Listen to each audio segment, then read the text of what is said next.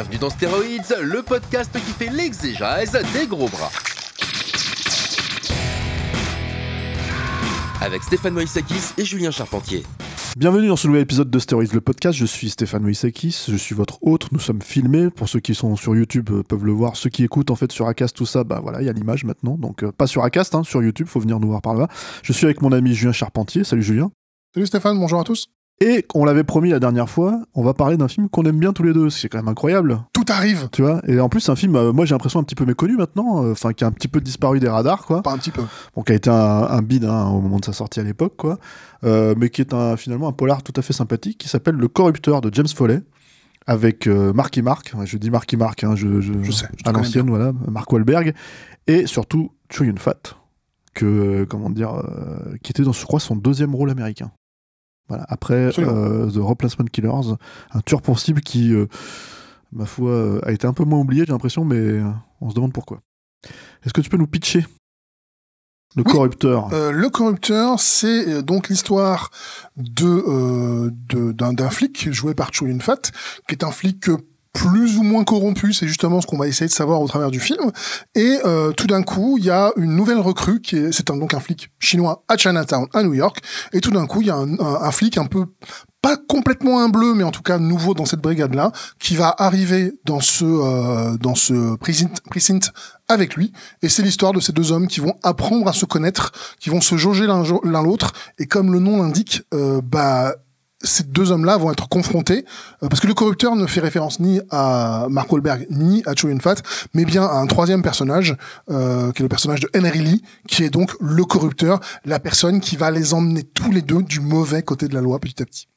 Alors, bon, c'est un polar, hein. On va peut-être en spoiler un petit peu quelques moments, parce que c'est des moments clés importants pour les personnages. Alors, je te propose, vu que c'est un film qui est quand même un peu oublié, assez méconnu, qu'on a peut-être envie de faire redécouvrir, qu'au moment où on va spoiler peut-être le truc le plus évident, on le dise un peu avant. On précise, ouais, voilà.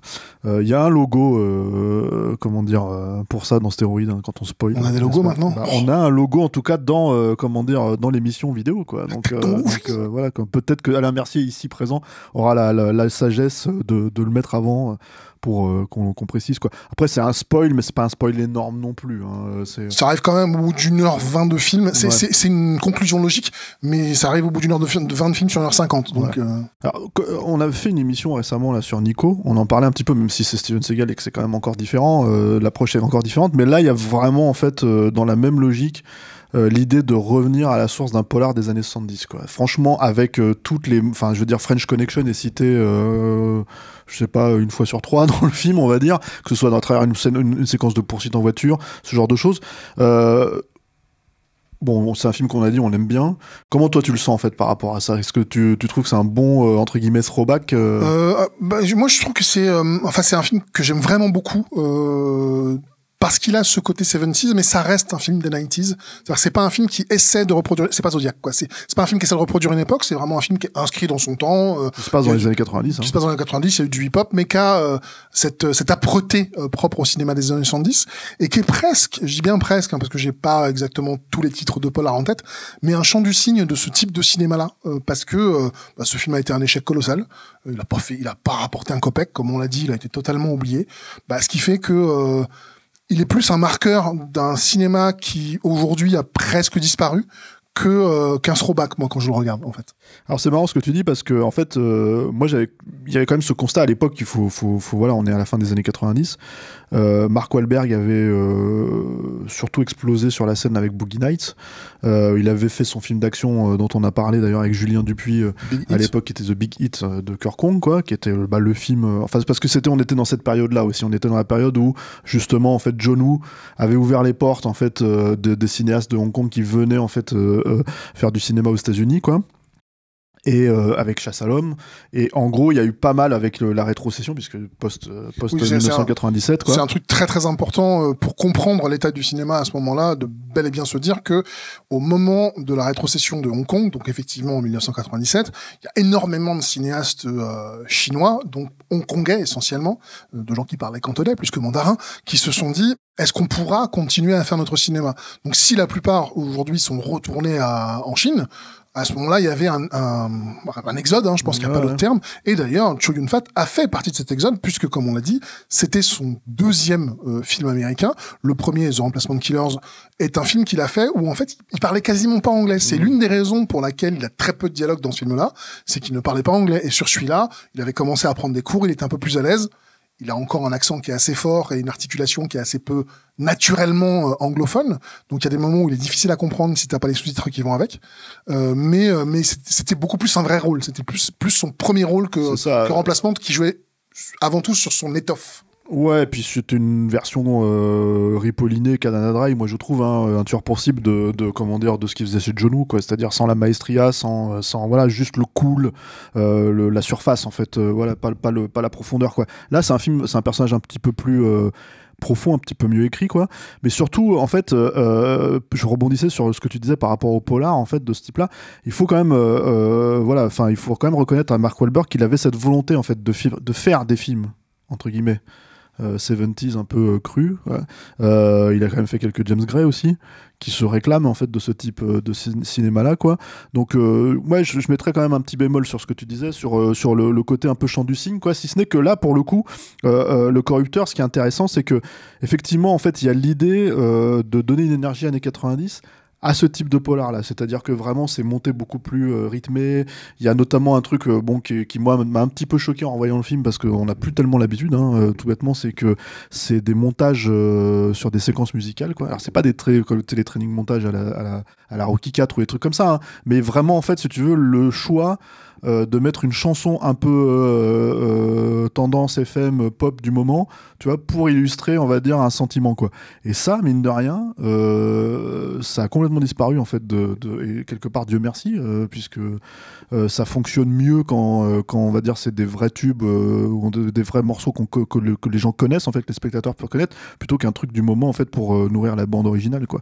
Bon, il le fait vraiment qu'une seule fois, sinon la plupart du temps, il utilise beaucoup de hip-hop. Mais le hip-hop est utilisé uniquement pour représenter le gang. C'est-à-dire qu'il y a les musiques qui illustrent les autres passages comme ça ne sont pas du hip-hop, puisqu'il l'a réservé au gang. Donc il y avait quand même aussi un minimum de réflexion sur le sujet. Oui, disons que en fait, en tout cas, c'était un truc qui se faisait à l'époque et qui était beaucoup moins choquant que ça peut être le cas aujourd'hui. Mais disons, c'est un des vrais bémols. Voilà, il y a ça, il y a quelques points de montage un peu étranges, tu vois, notamment dans la poursuite en bagnole qui a été pas mal remontée par la MPA, hein, à l'époque, parce qu'elle était assez violente. On arrive déjà à la poursuite. On n'en arrive pas à la poursuite, mais c'est pour dire qu'il y a c'est les quelques petits trucs, en fait, qui font que, disons que le film vieillit un tout petit peu, qu'il est daté années 90. Mais ceci étant dit, moi je trouve que ça reste un polar tout à fait respectable, honorable, vraiment cool à suivre, plutôt bien écrit, plutôt bien interprété, quoi.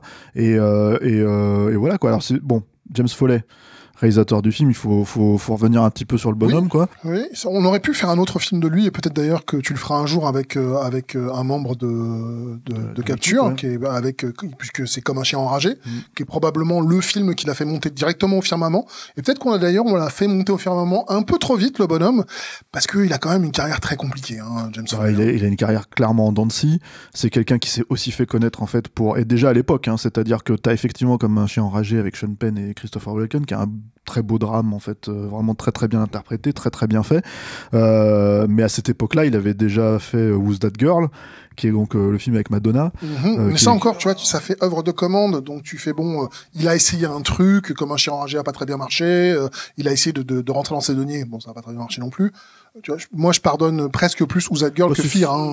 C'est-à-dire que Who's That Girl, c'est surtout que c'est un film qui a été fait, on va dire, dans la mouvance des clips de Madonna, puisque en fait dans les années 80, les clips, et il en a réalisé lui-même, hein, James Foley en a réalisé, je crois qu'il a réalisé le clip de Who's That Girl, mais aussi d'autres clips en fait de cette époque-là. Alors j'ai plus vraiment les noms en tête. Pour moi, c'est pas des œuvres mémorables, les clips de Madonna, donc de cette époque-là, quoi. Même s'ils passaient très régulièrement à la télé, hein. Moi je retiendrai surtout de James Foley, en tout cas dans les bons films, on va dire, dans les films sur lesquels il a un vrai souci, en fait, de bien faire, quoi. Je pense à Glengarry Glen Ross, par exemple, que j'ai jamais vu, donc que tu vas me prêter, je m'en souviens. Ouais. Et en fait, qui est un chouette film, en fait, qui est plutôt bien écrit, bien photographié, bien monté, quoi. Mais c'est du David Mamet, en fait, si tu veux, mais cinéma, quoi. Enfin, l'auteur David Mamet, en fait, de pièces de théâtre, hein, c'est une adaptation, quoi. Et voilà, et c'est vrai qu'après, il y a des films comme Fear, effectivement, dont tu as cité, qui est un thriller, un home invasion, je crois, si je dis pas de bêtises, enfin, je me rappelle plus trop. Déjà avec Marky Mark. C'est déjà avec Marky Mark, c'est leur rencontre, puisque en effet, ils sont plutôt bien entendus, ce qui fait qu'ils ont fait un deuxième film d'affilée avec Reese Witherspoon. Et je crois que c'est William Peterson dans le rôle du père de Reese Witherspoon.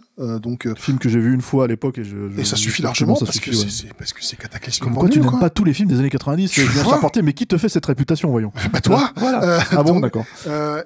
Après, il y a eu ce retour avec Le Corrupteur, qui est vraiment un film très chouette. Entre-temps, il y a eu L'Héritage de la haine, je crois. L'Héritage de la haine avec The Chamber, avec ton acteur préféré. Voilà, même, qui peut pas être totalement nul parce qu'il y a Gene Hackman, voilà. c'est forcément brillant. Avec une adaptation de Grisham qui a aussi été un bide. Parce que voilà, en fait, à cette époque-là, les adaptations de Grisham marchaient très très bien au cinéma. Il y avait Le Client notamment, il y avait Le Droit de tuer. Point d'interrogation, parce qu'il se posait vraiment la question. L'affaire Pélican, n'oublie jamais l'affaire Pélican. L'affaire Pélican d'Alan Pakula, effectivement. Et tout grand représentant d'un de mes genres de cinéma préférés, le thriller mou. Voilà, et écoute, voilà, donc tout ça, c'était des films qui avaient plus ou moins qui avaient très très bien marché au cinéma, hein, à cette époque-là, quoi. Et du coup, lui, il arrive avec The Chamber, L'Héritage de la haine, et bon, il se plante. Le Corrupteur, c'est un peu un retour. Aussi que sur L'Héritage de la haine, il y va avec un personnage joué par Gene Hackman qu'il ne police jamais. Le personnage est extrêmement antipathique. Tu peux pas t'attacher à ce personnage-là. Après, le film est relativement classique, hein, de mémoire. Hein, tu vois, il est très très classique. D'ailleurs, je crois que Follet lui-même le disait. En fait, il disait, je me suis un peu rentré dans un espèce de moule et il a voulu un peu casser ces codes-là, en fait, avec Le Corrupteur, quoi. Tu répondrais que je n'échangerais pas un Héritage de la haine contre 10 de ces 2 derniers films. Ah oui, mais là tu parles de ce qu'il est devenu depuis, c'est-à-dire un vrai réalisateur de commande, pour le coup, qui allait faire les 50 nuances de gris, quoi. Qui a fait les deux derniers 50 nuances de gris, c'est quand même... je ne les ai pas vus, moi. Moi non plus, mais enfin bon, j'ai vu 35 minutes du premier, et je me dis, non, c'est pas la peine, en fait, ça peut intéresser un certain public. Un certain public, je sais que c'est pas fait pour moi, et puis surtout, quand t'as un mec qui a fait du cinéma... âpre, dur, brutal comme Le Corrupteur, qui est vraiment un film que j'aime beaucoup. Enfin, quand tu te retrouves à 50 nuances de gris, on se court, quoi. Oui, bon, après, voilà, je pense que c'est un truc de survie, hein, à Hollywood. Hein. Je pense que c'est quelqu'un qui est passé aussi par la casse télé à un moment donné. T'as presque l'impression que c'est un cinéaste qui a pas réussi à avoir la carrière qu'il rêvait d'avoir et qui a baissé les bras, qui est juste maintenant un mec qui bosse, quoi. Et je trouve ça un peu triste, en fait. Ouais, bon, après, voilà. Disons que effectivement, il avait déjà de toute façon une carrière en dents de scie, et c'est vrai qu'on aurait pu le traiter comme un chien enragé. Maintenant, le truc avec Le Corrupteur, c'est que quelque part, c'est plus théoride, en fait. C'est vrai. Parce que voilà, c'est un vrai film musclé, qui commence d'entrée de jeu avec des fusillades, parce que tu sens qu'il y a cette espèce de logique, en fait, de dire, ok, on fait un polar dramatique, on va dire, mais on n'est pas tout à fait chez James Gray non plus. Alors, James Gray, il avait à peine fait Little Odessa à l'époque, hein, puisque son film d'après, c'est The Yards, et avec Mark Wahlberg, et il a été tourné après Le Corrupteur, mais disons qu'on n'est pas dans une espèce de logique de film dramatique, on est vraiment dans une logique on a Chow Yun-fat, ça se passe à Chinatown, on sait que le public qui va venir voir ça, c'est le public qui a été qui s'est passé les bootlegs, en fait, les cassettes vidéo bootleg de John Woo, de Kong, tout ça. Donc on va mettre des fusillades. Alors, évidemment, c'est pas des fusillades de ce niveau-là, mais c'est des fusillades qui sont assez dynamiques, qui fonctionnent bien, et surtout qui sont assez violentes, assez énervées. Voilà, James Foley n'a pas du tout le côté opératique de John Woo, et il va le remplacer par quelque chose qui va être brutal. Il va y avoir un impact direct, et il va pas, c'est pas le genre de gars qui va tourner la caméra au moment où il y a un tir en pleine tête. C'est plutôt le mec qui va te cadrer le tir en pleine tête direct. Et je pense même que ça fait partie, en fait, des prérequis de cette production-là, hein. Je pense que foncièrement, parce que voilà, on revient donc à la fin des années 90, à une époque où ce genre de film, on va dire, maintenant, aujourd'hui, si t'as pas une star comme Mark Wahlberg, parce qu'il en a fait quelques-uns, mine de rien, derrière, après, plus ou moins réussi, moi je trouve qu'il a fait il y a beaucoup de déchets, hein, des trucs comme Contrabande ou ce genre de choses, c'est pas terrible, hein, très honnêtement, quoi. Mais c'est quelqu'un qui a cette volonté de faire, en fait, de s'inscrire dans le polar, en fait, vraiment, en fait, on sent que c'est quelque chose qu'il aime beaucoup. C'était le Mark Wahlberg on va dire post New Kids on the Block, c'est-à-dire pas le comment dire l'ami des curtons que c'est devenu aujourd'hui, parce que c'est un peu ça le truc aussi avec Mark Wahlberg, c'est qu'il s'est un petit peu rangé des voitures pour essayer de s'offrir une espèce de rédemption, voilà, donc il est devenu très très comment dire, je crois catholique, hein, c'est ça, catho-tradi quoi, même limite quoi. Je sais pas. Ah, c'est tout un truc, voilà, et puis ça se sent, on va dire, dans certains films qui fait quoi, certaines, on va dire. Morale qui véhicule quoi. Là c'est un film un peu plus amoral déjà, c'est un film un peu plus enfin pas amoral mais en fait qui touche des zones de gris. On n'est pas chez Friedkin hein, non plus, faut pas déconner, mais oui. Par contre on est quand même dans un il y a globalement c'est pas un film où il y a un personnage lumineux, il y a pas de personnage lumineux. Tous les personnages dansent, soit sont complètement du côté de la hors la loi quoi. Hors la loi, soit ils dansent gentiment sur la ligne et ont tendance à glisser un petit peu du côté hors la loi. Et puis comme tu l'as dit, c'est un film qui commence, le premier plan du film, c'est un plan sur une épicerie, un plan large où tu vois les deux tours et t'enchaînes sur un deuxième plan, et dès ce deuxième plan, c'est une explosion. On fait péter la dite épicerie. Et t'as un mec qui sort de l'épicerie en flammes, t'as un groupe qui arrive dedans, ils le descendent à bout portant. C'est vraiment, t'as aussi une intentionnalité dès la première scène de dire bienvenue dans le corrupteur. On n'est pas là pour faire un polar doux.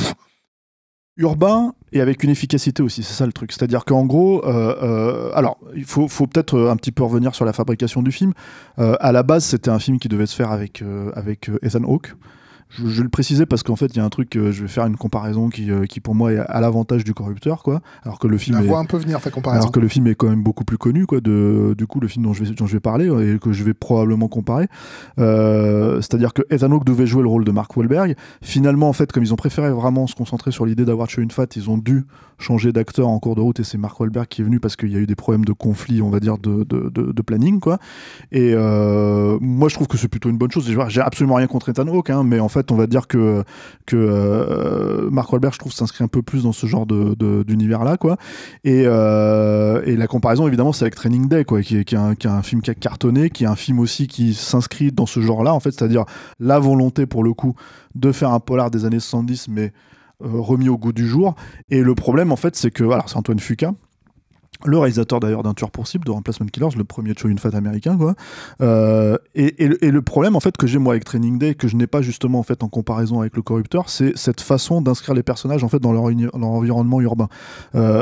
Ça peut paraître complètement comment dire basique hein, quand tu traites un film comme le corrupteur quoi, mais ces moments où en fait ils sont en train de se parler entre eux et qu'en fait ils sont discrètement pris en compte et que tu as la caméra en fait qui les inscrit dans une ruelle avec des flics qui passent en premier champ, avec des mecs qui se retournent en fait et qui regardent le spectateur en se disant est-ce que le spectateur nous écoute si tu veux, alors qu'en fait est-ce que quelqu'un nous écoute évidemment mais il s'adresse au spectateur.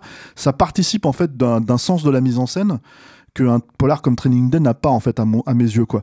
Et encore une fois dans l'idée de l'inscrire dans pas seulement comment dire l'âpreté urbaine mais aussi la dangerosité en fait, c'est-à-dire qu'on est vraiment en fait dans un espèce de on est dans le fond semblant, qui est qui, comment ça fonctionne, et tout ça en fait c'est là où j'ai trouvé, enfin à ma grande surprise en revoyant le film, parce que c'est un film que j'avais bien aimé à l'époque hein, voilà, je me suis dit putain mais ça fonctionne vraiment bien quoi, c'est vraiment bien pensé, il y a une vraie mise en scène en fait qui inscrit les personnages dans leur environnement, dans le décor, dans tout l'aspect politique en fait du commissariat dans lequel ils se retrouvent, dans toutes les problématiques en fait d'avoir un personnage de flic blanc en fait si tu veux, qui débarque à Chinatown et qui passe absolument pas inaperçu. Donc t'as tout un tas de trucs comme ça qui sont vraiment bien traités et qui comment dire donne une étoffe en fait de polar urbain auquel tu crois, qui est à la fois poisseux, à la fois tentaculaire, etc. quoi. T'as un truc un peu étonnant, enfin moi j'ai trouvé au niveau de la mise en scène, c'est que si donc on a parlé effectivement il y a quelques semaines de Nico. Nico est un film à la mise en scène, je veux dire plutôt classique. Andrew Davis est plutôt un réalisateur classique, donc il fait une réalisation qui est fonctionnelle. Là t'as presque une dichotomie entre la façon dont il filme ses acteurs et la façon dont il filme la ville, comme tu l'as dit, où quasiment tout le film est soit en portée, soit en steadicam, donc on a quelque chose qui est vraiment dynamique, avec des plans qui se baladent sans arrêt, et dès qu'il va poser une scénographie dans une scène, il va faire énormément de gros plans. C'est un film où il y a beaucoup de gros plans, mais qui donne pas une impression télévisuelle, parce que télévisuel, on va plutôt faire un plan épaule, là où vraiment lui, il est sur, il est là. Donc, et c'est parce que en fait, James Foley expliquait d'ailleurs à l'époque, j'ai des acteurs qui ont des gueules, particulièrement Chow Yun-fat, et j'avais envie d'utiliser ce gars qui est capable, sans dire un mot, de faire passer plein de choses. Et du coup, c'est vrai que t'as beaucoup de gros plans qui jouent beaucoup sur les regards. Moi, je trouve que Wahlberg, c'est un gars qui est un peu tendre pour ce genre de film-là. Ouais, tiens, à comparaison peut-être un peu bizarre, mais je trouve qu'un type comme Colin Farrell, il a un œil où il y a une folie. Mark Wahlberg, il a pas cet œil-là, je trouve. Mark Wahlberg, en fait, je pense qu'il est un peu, victime de son physique. Mais moi, excuse-moi de te dire que je suis beaucoup plus victime de mon physique que lui. Hein. Bon, d'accord. Mais là, on parle d'une star de cinéma, quoi. En fait, ce que j'ai envie de dire, c'est qu'il a un côté. Exactement. Toi, t'es une star de YouTube, mon cher Julien Charpentier, quoi. Et non, en fait, j'allais dire, il est victime de son physique parce qu'il a un côté un peu, je trouve, bas du front. Moi, j'aime beaucoup Mark Wahlberg, mais il a un côté, en fait, un petit peu, naïf. Et en gros, c'est pas quelqu'un qui l'était, quoi. C'est-à-dire qu'en fait, s'il part, on va dire, dans cette espèce d'arc de rédemption dont je parlais dans sa vraie vie, hein, c'est parce qu'il a fait des trucs pas très cool, en fait. C'était un petit délinquant, hein. C'était un petit délinquant. C'était encore un délinquant. Et c'était un délinquant qui a commis des actes racistes, en fait, notamment il a tabassé justement des Asiatiques. Il faisait pas partie des New Kids on the Block, hein, c'est son frère. Non, je sais, Donnie, ouais. Et c'est Donnie, en fait, qui a été le chercher et qui lui a dit, mais je vais t'emmener dans le monde de la musique parce que t'es en train de devenir un petit con et tu vas finir en prison, mon gars, quoi. Ouais, et du coup, en fait, si tu veux, cette dangerosité-là, moi, je trouve que justement, elle est palpable. Alors, pas dans tous les films, hein, parce que bon, sincèrement, voilà, encore pour citer encore un autre film d'Antoine Fuqua, Shooter, par exemple, bon, bah, T'as décidé de taper sur Antoine. Non, le pauvre Antoine. Mais Antoine Fuqua, il a fait un bon film, c'est la chute de la Maison Blanche, voilà, c'est tout, quoi. Enfin, il a pas fait exprès. Enfin, il a fait un bon film, il a fait un bon Steven Seagal sans Steven Seagal, quoi. J'aime bien Remplacement de Killers, mais je vais pas le dire trop fort. Hein, ah ouais, t'aimes bien Remplacement de Killers, d'accord. Ouais, mais ça, c'est parce que c'est un film des années 90, voilà. Tac. Ça va être ça. Et donc, donc un autre truc en mise en scène qui est intéressant. Je sais pas si t'avais fait attention, mais c'est un film sur la dualité. Hein, justement, comme on en a parlé, il y a toujours ce côté. Est-ce qu'ils vont tomber du mauvais côté? Est-ce qu'ils sont plutôt ombre ou lumière? Et c'est un truc très simple, mais il y a au moins la moitié du film où les personnages sont filmés avec des éclairages qui sont faits à travers les stores vénitiens, ce qui fait qu'ils ont toujours le visage coupé, y compris quand ils sont dans des ascenseurs, c'est-à-dire des endroits où il n'y a pas de store vénitien. T'as énormément de flashs de lumière qui viennent de derrière eux, qui viennent des côtés, pour justement toujours dire, ils sont jamais complètement dans la lumière, ils sont toujours un peu à côté. Donc il y a des choix photographiques qui sont hyper intéressants. C'est un peu systématique, parce que pour le coup, le store vénitien, c'est tout le film. Ouais. Mais bon, ça on donne... n'est pas chez Tony Scott non plus encore. Ouais, mais ça donne une approche. Tu sens que la photo, c'était pas du flatlining où on va tout faire, on verra en intelligence numérique. Non. Et puis en plus, bon, bah déjà, ça n'existait pas encore à l'époque. Hein, mais le truc surtout, c'est qu'il y a ça et il y a l'idée en fait de faire aussi une mise en scène un peu plus baroque. Alors, façon de parler, hein, j'ai envie de dire, parce que on va dire qu'aujourd'hui ça peut paraître assez sage par rapport à certaines productions, quoi. Mais il y avait l'idée déjà en fait de faire quelque chose de pris sur le vif. Moi je trouve ne fonctionne pas toujours dans le film, quoi, parce que notamment par exemple la scène d'explosion dont tu as parlé au début fait une espèce de zoom. Je pense que ça rajoute pas en fait d'impact particulièrement à l'explosion à proprement parler. J'ai l'impression, excuse-moi je t'interromps une seconde, mais j'ai l'impression que parfois il y a aussi l'influence écrasante dans les années 90 de NYPD Blue. Le côté zoom, des zooms, gens filmés pris sur le vif, qui était assez une écriture télévisuelle très nouvelle et qui a presque débordé sur le cinéma. Mais qui avait une volonté, de toute façon, encore une fois, de revenir à ce cinéma des années 70. T'avais, encore une fois, moi je pense que c'est plus Friedkin dans l'esprit de James Foley, quoi. Et en fait, il l'utilise notamment beaucoup dans la scène de poursuite. C'est-à-dire que ça, il faut en parler. Enfin, c'est quand même un assez gros morceau d'action. On en a un tout petit peu parlé vite fait au début, quoi.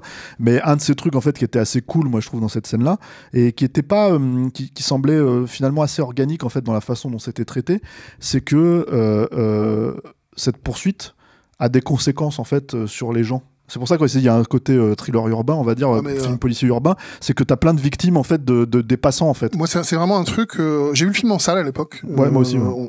Écoute, c'était nous deux, les deux entrées. Moi, je l'ai vu. Alors, j'étais déjà journaliste, donc j'ai vu en projo.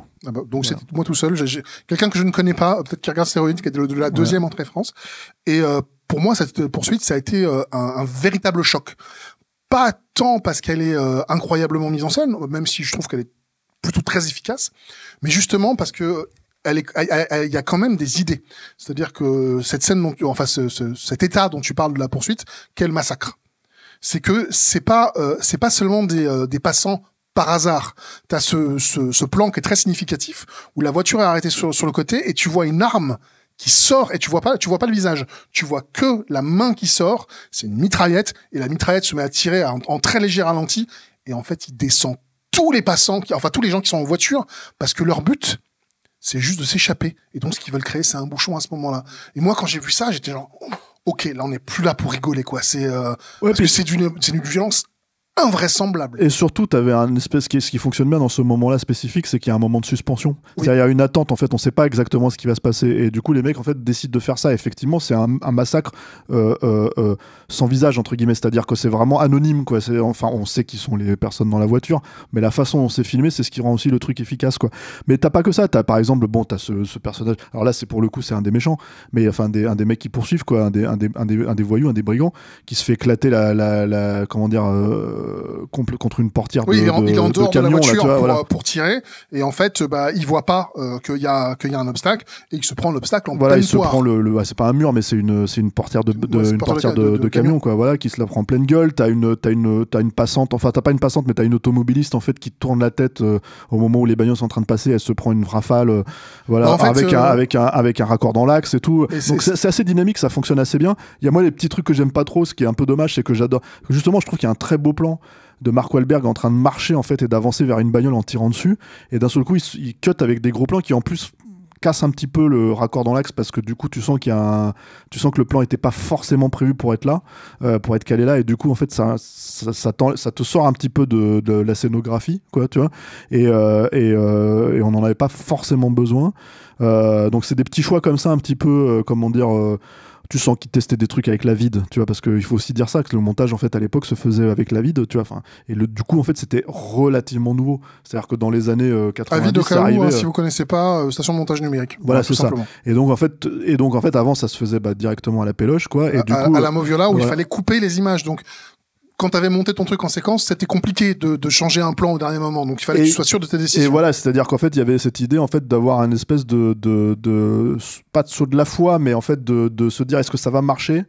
Voilà, t'as toujours moyen de revenir, mais c'est compliqué, quoi. Si tu veux, ça demande beaucoup plus de travail. Alors qu'en fait, sur Avid, c'est en 2 minutes et voilà.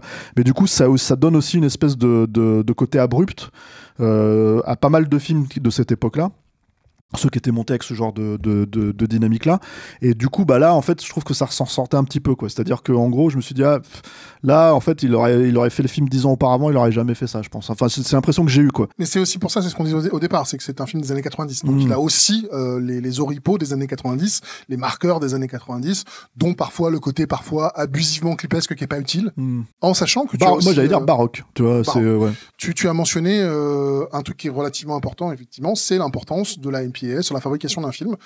Donc Motion Picture Association of America, qui est devenue la MPA maintenant, ils ont enlevé le deuxième A, et qui est donc la classification des films aux États-Unis. Et La Poursuite a été l'une de celles qui a posé le plus de problèmes à la MPAA, et ils l'ont demandé de sabrer, parce que sinon il avait ce qu'on appelle aux États-Unis un NC-17. Donc vous connaissez tous le PG-13, interdit au moins de 13 ans non accompagné. Vous connaissez le R, interdit au moins de 17 ans non accompagné, donc non accompagné d'un parent, en tout cas d'un adulte, et le NC-17, ça c'est interdit au moins de 17 ans, tout court. Grosso merdo, c'est une classification X, hein. Grosso merdo, c'est une question de moins de 16 ans pour chez nous. Pour nous, oui, mais pour les États-Unis, c'est X, parce que d'un seul coup, en fait, tu ne sors plus le film dans un grand parc de salles, quoi. C'est ça. C'est que globalement, aux États-Unis, ils ont créé le NC-17 parce qu'ils avaient le X, sauf que le X est devenu associé directement à la pornographie. Donc, ils ont créé un truc intermédiaire. C'est ce qu'a eu Showgirls, par exemple, le NC-17, dont le film n'a pas fait beaucoup d'entrées parce que les Américains ne vont pas voir ce genre de film-là, non seulement parce qu'ils sont très mal distribués, mais aussi parce qu'il y a parfois le puritanisme américain qui rentre en ligne de compte. Et donc, cette scène a été globalement bien écharpée, pas de beaucoup, hein. Je vais dire des chiffres bêtises, mais elle doit faire 5 minutes la poursuite, peut-être qu'elle en fait 6 ou voire 5:30 en version unrated. D'ailleurs, je vous conseille, si c'est un film qui vous intéresse et ou que vous aimez, je vous conseille le Blu-ray, puisqu'on a dans le bonus, il y a un making-of qui est en toute petite partie. Et en fait, chaque partie du making-of, c'est des trucs qui font 5 minutes et où t'as un bout d'interview, machin, et ça se termine à chaque fois par les extraits de tournage. Et tout d'un coup, sorti de nulle part, boum boum, t'as la poursuite en version non cutée, non censurée. Vous pouvez aussi la trouver sur YouTube en version image infect, parce qu'elle n'est pas étalonnée de toute façon. Et c'est super intéressant de la voir, parce qu'effectivement, c'est une poursuite qui, à mon sens, est meilleure. Elle est mieux rythmée, et elle montre encore plus ce côté, ces types-là veulent s'échapper, quoi qu'il en coûte. Et il y a un autre truc narratif qui est intéressant, en fait, dans cette poursuite, c'est l'aspect, c'est-à-dire que elle a une raison d'être. C'est-à-dire qu'il y a, à un moment donné, le personnage de Chow Yun-fat qui se retrouve coincé à la fin de la poursuite, et il faut le sauver, en fait. Et la question, c'est est-ce que son partenaire va rester ou est-ce qu'il va se barrer, en fait, et sauver son cul, quoi. C'est-à-dire que, et là, en l'occurrence, en fait, ça scelle aussi le destin des deux personnages. Donc, mine de rien, il y a tout un tas de trucs comme ça qui sont plutôt bien foutus. C'est pareil, je veux dire, c'est une écriture de personnage assez classique, hein. Il n'y a rien de fondamentalement nouveau dans Le Corrupteur, mais par contre, la présentation, par exemple, du personnage de Brian Cox, qui est le père de Mark Wahlberg, elle est assez intéressante parce qu'on te montre tout de suite le gars comme un pochetron, un type qui a des énormes problèmes d'argent parce qu'il perd des paris en fait faramineux. C'est un joueur. Voilà, il a des grosses casseroles. Il demande à son fils de l'aider. Ça crée une espèce de situation un peu compliquée où d'un seul coup il devient un enjeu pour le corrupteur et pour les gens qui veulent en fait en gros avoir Mark Wahlberg sous leur coupe, quoi. Mais ce qui est intéressant dans tout ça, c'est que quand se pose le questionnement moral, la personne qui va voir Mark Wahlberg et qui lui dit « Mon gars, t'es en train de déconner », c'est son père. Et d'un seul coup, en fait, ce personnage-là, cette espèce de retournement de situation, on va dire, assez simple, hein, en gros, il a un poids qui est assez intéressant. Est-ce que tu te dis « Mais c'est lui, en fait, qui place le curseur différemment, le curseur de la morale différemment et qui explique à un personnage qui est en train de vriller, quoi, ce qu'il faut faire, quoi. » Et mine de rien, c'est con, mais ça fonctionne d'un point de vue émotionnel, en fait. Ça fonctionne, on n'est pas dans l'arc dramatique absolu, mais ça fonctionne vraiment plutôt bien, quoi. Je trouve même qu'il y a une autre scène un petit peu comme ça. Tu vois, quand tu regardes Le Flingueur, il y a de Michael Winner avec notre ami Charles. Ouais. T'as cette scène de la prostituée qui démontre une solitude, qui démontre qui est ce personnage. Et ben t'as une scène un peu équivalente dans celui-là, où l'introduction de la scène avec la prostituée est une scène en fait où Chow Yun-fat fait la bouffe. Et ça paraît rien comme ça, mais je trouve que c'est une belle introduction de personnage, parce que ensuite il panote la caméra et tu vois la prostituée en train de se rhabiller, et tu dis globalement, il te montre avec cette scène-là que c'est aussi un personnage très seul, mais surtout qu'il est attaché à cette prostituée parce qu'il lui fait à manger. Ça paraît rien comme ça, mais je trouve que c'est une très belle et très efficace définition de personnage avec un simple panneau. Oui, alors après, moi j'allais dire justement, ça fait partie des trucs d'écriture, en tout cas plus que de voilà, où je trouve que c'est un petit peu simple ce qu'ils font avec la prostituée, ça va pas très très loin, on va dire, tu vois. Pour le coup, il y a, je trouve un plus tard, hein, c'est-à-dire quand on la revoit plusieurs fois, quoi. Il y a un espèce je trouve que c'est un des trucs en fait que j'avais pas forcément percuté à l'époque, mais je pense que ça vient aussi du fait que ce soit Chow Yun-fat, c'est que globalement, bon. Sorti de quelques films, on va dire, comme Full Contact, par exemple, de Ringo Lam, où c'était un petit peu, voilà, mais ça restait quand même le héros. C'est-à-dire, tu le mettais en face d'Anthony Wong, donc qui était complètement dégénéré, donc forcément, Chow Yun-fat sortait de manière un peu plus vertueuse, quoi. Mais je pense qu'en fait, on aurait pu aller un petit peu plus loin avec le personnage de Chow Yun-fat, on aurait pu le salir un petit peu plus, en fait. Mais je pense qu'en fait, en gros, lui-même n'appelle pas forcément ça. C'est-à-dire que, en gros, d'après ce que j'ai compris justement avec cette scène de la prostituée, c'est que c'est même Chow Yun-fat lui-même qui l'a dit, pas la scène dont tu parles, hein, mais plus tard, en fait, quand on la revoit, elle réapparaît auprès du corrupteur, et en gros, si tu veux, il y a une scène où apparemment elle devait faire une fellation au corrupteur ou un truc comme ça, et Chow Yun-fat a dit, en fait, mon personnage n'aurait jamais, en fait... N'aurait jamais une relation avec cette femme, voilà, si il voit ça.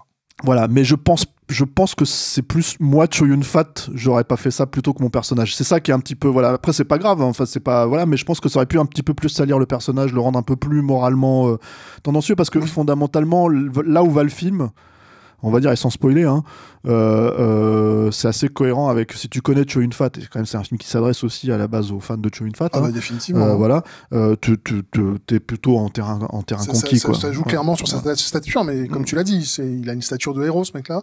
Donc du coup, c'est vrai qu'ils auraient pu le salir un peu plus. Ils ont décidé de pas aller par là. Ce qu'ils ont fait, c'est de le Chow Yun-fatiser, puisqu'ils en ont fait, fondamentalement, malgré le fait que ce soit quelqu'un de corrompu, il reste super noble. Oui, complètement, c'est ça, c'est un chevalier.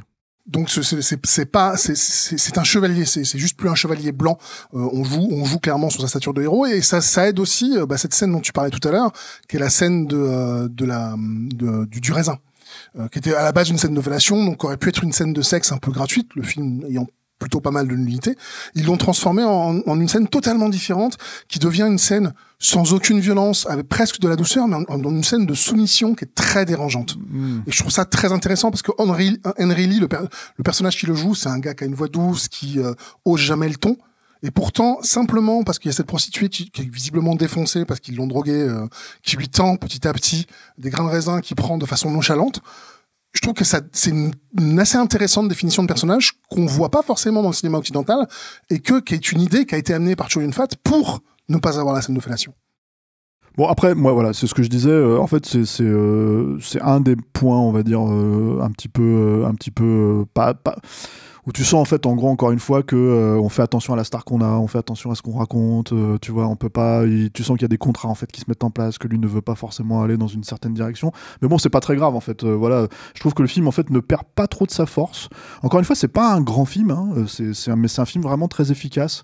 Un bon polar bien foutu. Qu'est-ce qu'on pourrait rajouter là-dessus pour terminer, pour boucler peut-être ? Bon polar, c'est pas quelque chose qu'on a beaucoup ces temps-ci. C'est un genre qui a été un peu délaissé, je trouve, ces temps-ci par le cinoche. Ça, c'est à la télé, ou c'est sur Netflix, j'ai envie de dire, ou en série télé en tout cas, quoi. Ouais, mais voilà, moi, c'est un genre que j'aimais beaucoup voir sur grand écran, particulièrement le polar comme on l'aime, le polar âpre, le polar dur, et que le Corrupteur va offrir ce genre de choses-là, va offrir ce genre de récit qui est pas très compliqué. Vous voyez, on n'a même pas spoilé au final.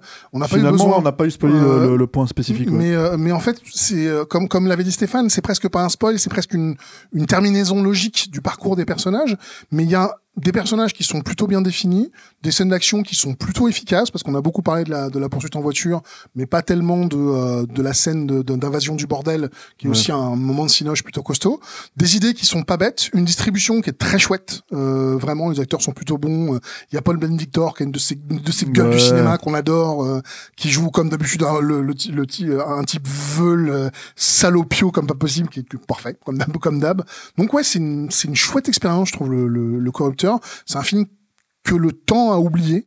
Qui existe malgré tout en Blu-ray, tu nous l'as ramené là, en fait c'est le Blu-ray américain pour le coup. Je suis pas sûr qu'il existe chez nous. Il existe peut-être pas chez nous. Par contre, il est sous-titré. Il est sous-titré en français d'ailleurs, je crois. Et il est parfaitement désonné, puisque moi, quand j'ai des Blu-ray américains, ils sont toujours désonnés, sinon je peux pas les lire. Donc, copie très très propre, et en plus avec ce making-of qui est plutôt très chouette, où il y a en plus un tout petit module qui est super intéressant sur le marketing. Ah oui. C'est un truc qu'on voit jamais. On voit la responsable marketing du film nous expliquer comment ils ont construit la bande-annonce. Ça paraît rien du tout, mais de rentrer dans l'esprit de ces gens, globalement, qui ont 2 minutes pour te convaincre de payer tes $10 ou tes 10 € pour aller voir ton film, c'est un supplément original. Et vu que le supplément est à peu près totalement oublié, encore plus que ce film-là, que les Blu-ray 4K n'offrent plus de supplément du tout, ce genre de petits bonbons, là, c'est toujours agréable à voir. Mais ça, c'était marrant parce que tu me fais penser que c'est New Line en fait qui a produit le film, hein. Donc c'est pas une boîte indépendante parce qu'ils étaient chez Time Warner à l'époque, hein. Ils ont été repris plus ou moins, mais même s'ils sont restés un peu, on va dire qu'ils ont eu un régime différent. C'était quand même encore Robert Shaye à l'époque qui faisait la comment dire. Qui gérait la boîte, quoi. Ils avaient des Blu-ray en fait, ou des DVD, pardon, en fait, où tous les bonus partaient de la pré-production vraiment jusqu'à la sortie du film. Et donc du coup, en fait, effectivement, ce type de bonus-là, on les avait dans Blade déjà, je crois, dans tout ce genre de film et tout, quoi. Donc, ce sont des bonus qui sont malgré tout avec un budget très limité, qui sont en 4/3.